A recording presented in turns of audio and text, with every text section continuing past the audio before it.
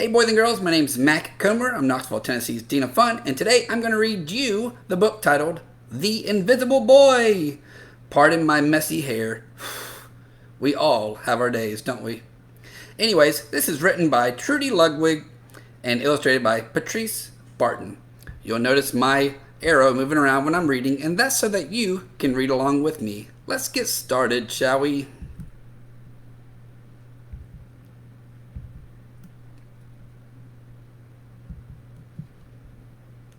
Can you see Brian, the invisible boy? Even Mrs. Carlotti has trouble noticing him in her classroom. She's too busy dealing with Nathan and Sophie.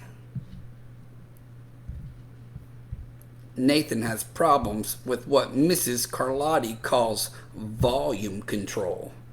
He uses his outside voice inside too much. Arr. Sophie whines and complains when she doesn't get her way. Nathan and Sophie take up a lot of space. Brian doesn't. When the bell rings for recess, Micah and JT take turns choosing kids for their kickball teams. The best players get picked first. Then the best friends of the best players. Then the friends of the best friends.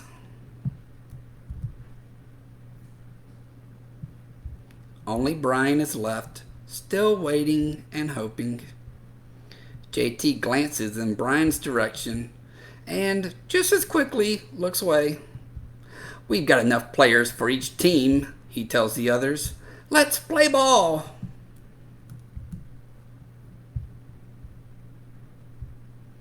In the cafeteria, Madison and her friends talk about her birthday party. The rope swing over the pool was awesome, says JT.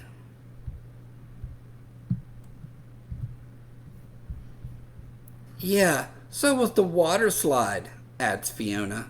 That was the best pool party ever. I'm so glad you guys had fun, says Madison. Everybody did, except Brian. He wasn't invited. That's not good. At choosing time, while the other kids play board games and read, Brian sits at his table doing what he loves to do best. He draws fire-breathing dragons scaling tall buildings. Space aliens locked in intergalactic battles. This says, thank you for toasting my marshmallow. This guy apparently is holding a marshmallow while the dragon is breathing his flames onto it. Greedy pirates digging for treasure. Crackers are. Yay! And superheroes with the power to make friends wherever they go. Hi! Well, hi, friend. Have a cookie. One Monday morning, Mrs. Carlotti introduces Justin, a new student, to the class. Brian smiles shyly at him. Some of the other kids sneak looks at Justin, trying to figure out if he's cool enough to be their friend. They haven't quite made up their minds yet. And here he is, looking at here, and they're like, but what? At lunch, Madison and JT watch Justin eat with chopsticks. What's that? Asks Madison as she points at Justin's food. And here he is telling everybody at the table about what it is.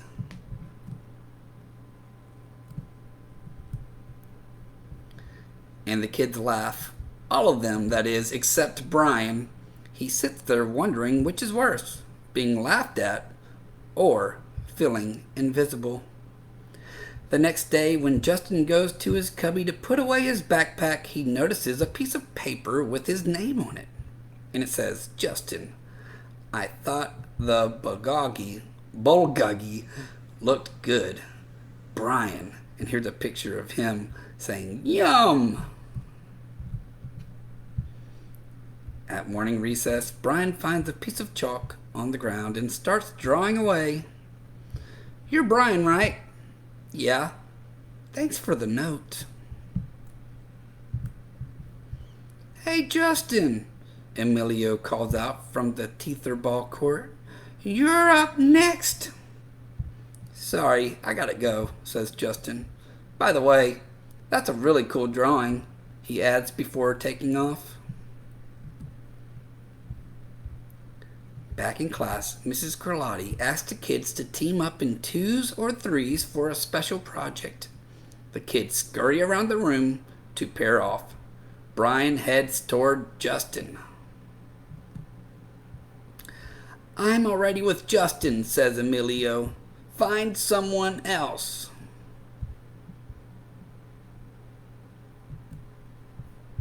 Brian looks at the floor, wishing he could draw a hole right there to swallow him up. "Mrs. Carlotti said we can have up to 2 or 3 people in our group. We're only 2. Come on, Emilio. Let him work with us." And then Emilio says, "Okay, I guess." "Use your imagination and have fun." Mrs. Carlotti gives the class directions for the project. "Your assignment is to work together to write a story about what you see in that photograph." "Whoa, cool," said Emilio. "What kind of people do you think would live in houses like that?" "I don't know, but I bet Brian could draw them to go with our story," says Justin. Brian smiles as he takes out his lucky pen. And here they are looking at the photograph. Here they are working together as a team and then showing off their work. It's lunchtime again, Brian's least favorite part of the day. Another 20 long minutes of kids talking and laughing with everyone else but him. "Brian," he hears someone shout. "Hey, Brian, over here." Brian turns and sees Justin waving him over.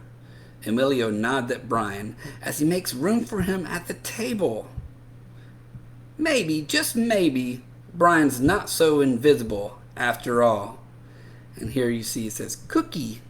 And then he goes, "Thanks." All right, boys and girls. Well, that's the end of our book for today. I hope you guys had as much fun reading with me as I had with you. Until next time, I'll see you later. Bye-bye.